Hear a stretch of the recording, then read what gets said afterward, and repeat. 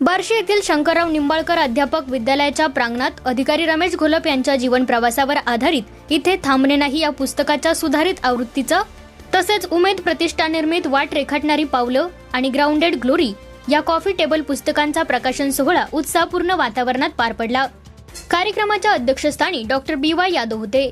प्रकाशन प्रसिद्ध दिग्दर्शक नागराज मंजुळे व उद्योगपती हनुमंतराव गायकवाड यांच्या हस्ते झाले।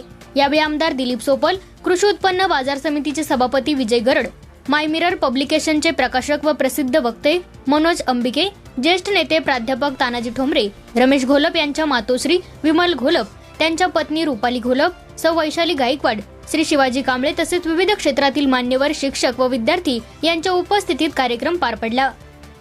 रमेश घोलप यांनी आपल्या शिक्षणाच्या ठिकाणीच हा सोहळा होत असल्याने भावनिक क्षण असल्याचे सांगितले।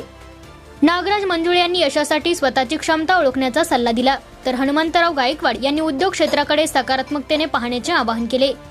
कार्यक्रमाच्या प्रारंभी कलाकार रवी सुतकर यांनी साकारलेल्या रमेश घोलप यांच्या आकर्षक रांगोळी चित्राने सर्वांचे लक्ष वेधले। जवळपास 8 तासांच्या परिश्रमातून तयार झालेली ही कलाकृती विशेष आकर्षण ठरली। कार्यक्रमानंतर विद्यार्थ्यांनी रमेश घोलप यांच्या पुस्तकांवर स्वाक्षरी घेण्यासाठी व त्यांच्यासोबत संवाद साधण्यासाठी मोठी गर्दी केली होती। विशेष म्हणजे या पुस्तकाचे मुख्यपृष्ठ कवी रामचंद्र इकारी यांनी केले आहे। कार्यक्रम प्रेरणादायी वातावरणात संपन्न झाला।